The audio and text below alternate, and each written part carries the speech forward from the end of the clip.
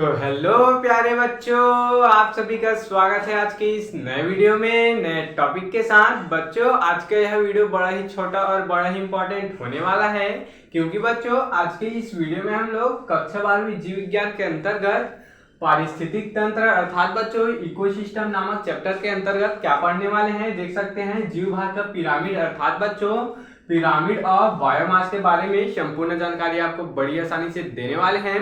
बच्चों, इससे पिछले वाले वीडियो में हम क्या समझे थे। सबसे पहला पिरामिड अर्थात बच्चों जीव संख्या का पिरामिड के बारे में अर्थात बच्चों पिरामिड ऑफ नंबर्स के बारे में जानकारी लिए थे। आज के इस वीडियो में बच्चों पिरामिड ऑफ बायोमास के बारे में अर्थात जीव भार का पिरामिड के बारे में आपको संपूर्ण जानकारी देने वाले हैं।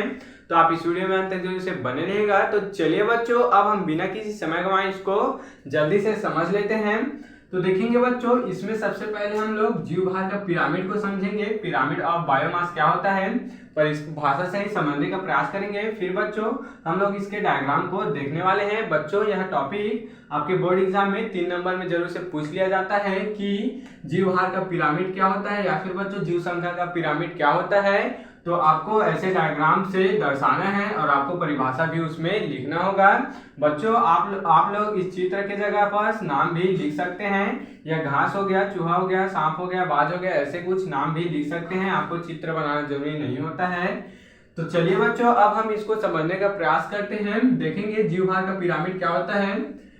जिस पिरामिड द्वारा जिस ट्रायंगल के द्वारा पारिस्थितिक तंत्र के बच्चों प्राथमिक उत्पादकों अर्थात बच्चों जिस ट्रायंगल के द्वारा जिस पिरामिड के द्वारा पारिस्थितिक तंत्र के क्या बच्चों प्राथमिक उपभोक्ता अर्थात बच्चों प्राथमिक उत्पादकों और प्राथमिक उपभोक्ता और बच्चों अन्य श्रेणी के उपभोक्ताओं के भार के संबंध में बच्चों क्या होता है, बोध होता है अर्थात बच्चों ज्ञात होता है उसे जीव भार के क्या कहते हैं बच्चों, पिरामिड कहते हैं, पिरामिड ऑफ बायोमास कहते हैं। तो समझने का प्रयास करेंगे। यहाँ पर देख सकते हैं क्या बोला गया। जिस पिरामिड द्वारा बच्चों पारिस्थितिक तंत्र के बच्चों प्राथमिक उत्पादकों तथा विभिन्न श्रेणी के उपभोक्ता के भार अर्थात बच्चों जिस पिरामिड द्वारा जिस ट्रायंगल द्वारा प्राथमिक उत्पादकों देख सकते हैं प्राथमिक उत्पादकों और विभिन्न श्रेणी के उपभोक्ताओं के भार के बारे में पता चलता है। भार के बारे में क्या होता है बच्चों, बोध होता है, ज्ञात होता है, हमको पता चलता है, उसी को क्या कहते हैं बच्चों, पिरामिड ऑफ बायोमास अर्थात बच्चों जीव भार का पिरामिड कहते हैं।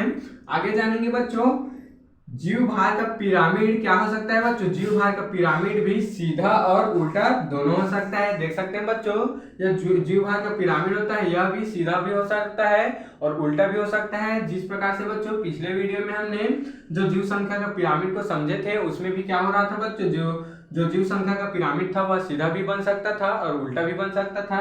उसी प्रकार से बच्चों यह जो बायोमास है, बायोमास का जो पिरामिड है वह भी सीधा भी बन सकता है। कुछ इस प्रकार से देख सकते हैं, ऐसे सीधा भी बन सकता है बच्चों और उल्टा भी बन सकता है। उल्टा भी आप बना सकते हैं, देख सकते हैं, यह किसी भी प्रकार से बन सकता है। तो चलिए बच्चों, अब हम इसको डायग्राम से ही समझने का प्रयास करेंगे, आपको और भी आसानी यहाँ पर होने वाली है। तो समझेंगे यहाँ बच्चों, यह क्या है, यह सीधा पिरामिड है। किसका, घास का पारिस्थितिक पिरामिड अर्थात बच्चों यह घास के पारिस्थितिक तंत्र का क्या बच्चों सीधा पिरामिड है।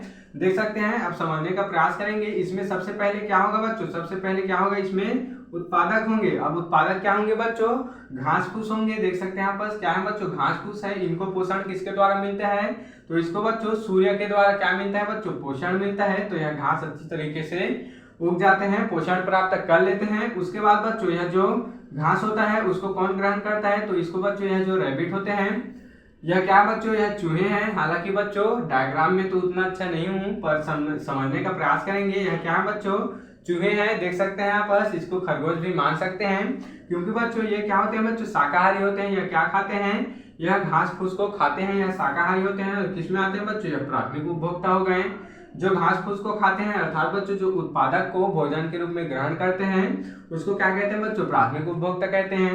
अब यह जो चूहे हैं उसको कौन खा लेता है बच्चों, उसको खा लेते हैं यह सांप, यह सर्प हो गया, यह जो स्नेक हो गया वह खा लेते हैं। यह किस में आते हैं बच्चों, यह द्वितीयक उपभोक्ता में आ जाते हैं।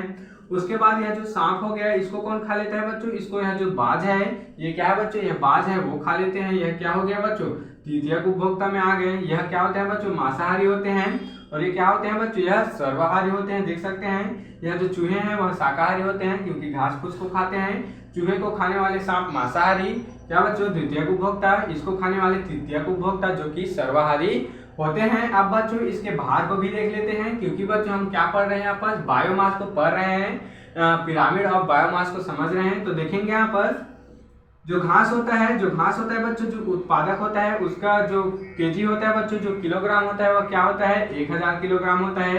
क्योंकि बच्चों हम किसी एक निश्चित क्षेत्र का क्या देख रहे हैं बच्चों, यहाँ पर भार देख रहे हैं।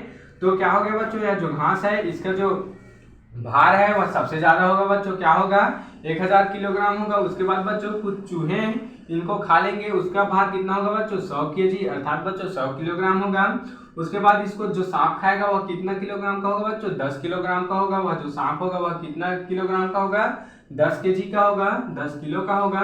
उसके बाद बच्चों सांप को कौन ग्रहण करता है, सांप को बाज खा लेते हैं, तो वह कितने किलोग्राम के होंगे बच्चों, वह 1 किलोग्राम।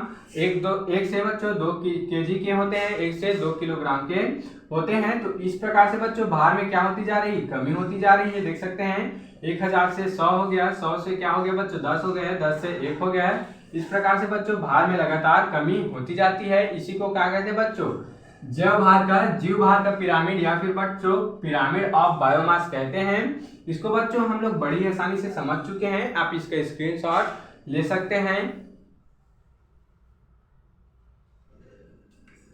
तो बच्चों आशा करता हूं कि यह टॉपिक आपको जरूर से समझ में आया होगा और ऐसे ही नए इंपॉर्टेंट टॉपिक के लिए बच्चों मेरे इस चैनल में बने रहेगा। अगर आप इस चैनल में नए हो तो इसको सब्सक्राइब करके बेल वाले आइकन को दबाकर प्रेस कर लीजिएगा बच्चों, ताकि आपको मेरी ऐसी ही अच्छे इंपॉर्टेंट वीडियो सबसे पहले आप तक ही पहुंचती रहे और आप अच्छे से अच्छे तैयारी कर पाए। तो चलिए बच्चों फिर मिलते हैं किसी नेक्स्ट वीडियो में नए टॉपिक के साथ, तब तक के लिए जय हिंद जय भारत।